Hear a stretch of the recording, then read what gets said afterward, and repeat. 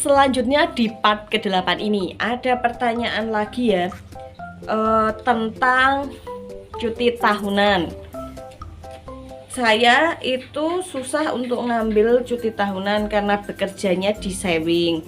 Tetapi karena cuti tahunannya nggak diambil, setiap akhir tahun itu sekitar bulan Desember saya kayak dapet ganti uang cuti. Oke. Jadi gini, cuti tahunan itu kan diberikan kepada karyawan tetap ataupun kontrak. Untuk yang karyawan kontrak itu minimal sudah bekerja di perusahaan tersebut selama 12 bulan berturut-turut. Itu saya baca di kontrak kerja ya. Jadi biasakan yang baru-baru ngelamar di pabrik garmen, kalau kalian tanda tangan kontrak kerja itu dibaca ya untuk persyaratan-persyaratan cuti tahunan. Jangan asal mengajukan cuti tahunan kalau kalian tuh nggak tahu prosedurnya terlebih dahulu. Di surat perjanjian kerja itu memang tertulis bahwa minimal itu harus bekerja selama 12 bulan, jadi berturut-turut gitu ya. Setelah dapat 1 tahun bekerja, meskipun kalian sebagai karyawan kontrak, kalian bisa mengajukan yang namanya cuti tahunan.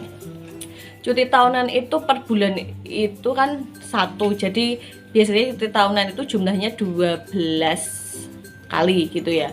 Biasanya itu kalau kita yang kerja di pabrik garmen itu terpotongnya itu ketika libur lebaran, ketika kita nggak ambil cuti tahunan gitu ya, terpotong pada saat libur lebaran. Karena biasanya kan libur cuti bersama dari pemerintah itu hanya 2 hari atau 3 hari, yang lainnya diambilkan dari cuti tahunan kita para karyawan. Untuk sisanya itu tergantung kita bisa mengambilnya gitu, karena itu kan berlakunya dalam waktu 1 tahun. Misalnya sisa 7 kali, kalau misalnya mau diambil per bulannya 1 kali, itu juga boleh-boleh saja, tetapi harus ada komunikasi dari atasan sama pihak HRD. Karena di beberapa perusahaan garmen gitu ya, ketika kalian mengajukan misalnya cuti tahunan mau kalian ambil, harus izin atasan kalian terlebih dahulu, supervisor di line kalian tersebut gitu ya. Misalnya yang di saving ataupun di bagian packing, QC, cutting, gudang dan lain sebagainya, itu harus izin atasan dulu. Baru ketika atasan mengiyakan, kita bisa meminta surat untuk pengajuan cutinya ke HRD. Kalau di perusahaan garmen biasanya kita mintanya via ADM gitu ya. Nanti ADM-nya itu yang akan memberikan surat tersebut, dan biasanya nanti yang meminta tanda tangan itu ya dari pihak ADM. Tapi ada beberapa garmen gitu yang meminta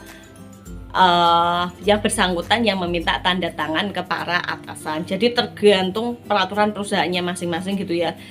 Kadang tidak sama untuk masalah tanda tangan itu, mau dimintain ADM ataupun minta sendiri, itu tergantung perusahaannya ya, kebijakannya bagaimana. Tapi biasanya prosedurnya seperti itu.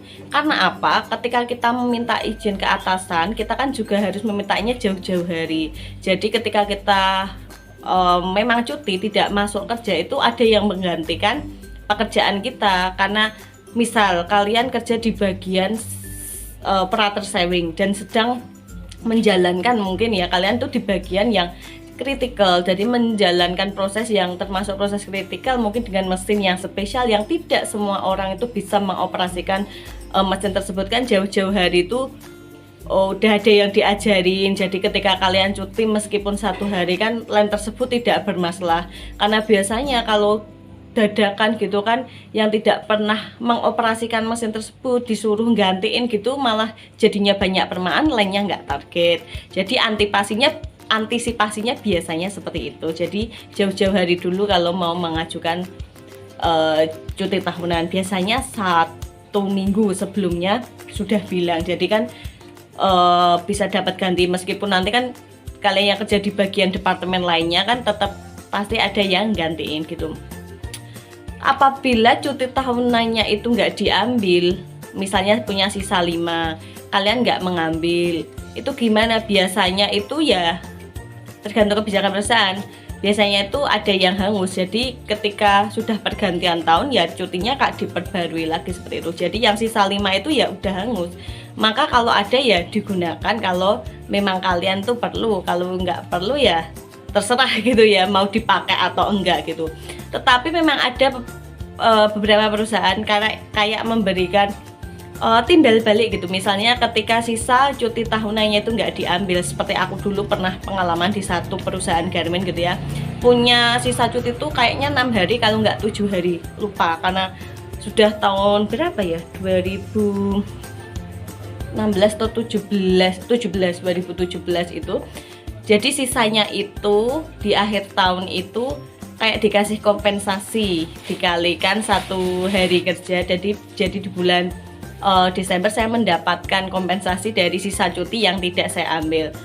Kalau seperti itu nggak semua perusahaan ya, karena kayak memberikan kompensasi kayak gitu kan kayaknya itu nggak wajib deh, aturannya itu nggak wajib, jadi tergantung sama perusahaannya. Jangan menyamakan perusahaan satu dengan yang lainnya, karena di perusahaan saya yang berikutnya ketika cuti tahunannya itu nggak diambil ya sama saja hangus gitu ya, jadi di tahun baru mengulang lagi. Tapi memang saya dulu pernah punya pengalaman juga sama seperti ini, satu subscriber saya yang memberikan pernyataan bahwa dia juga mendapatkan kompensasi ketika cuti tahunnya itu nggak diambil. Ya lumayan sih kalau menurut saya. Jadi kalau kayak gitu tuh ya tergantung perusahaannya ya. Jadi saya bilang lagi jangan menyamakan. Oke, semoga itu tadi dapat membantu. Cukup dulu ya Q&A-nya pada hari ini, kita lanjut di hari berikutnya saja.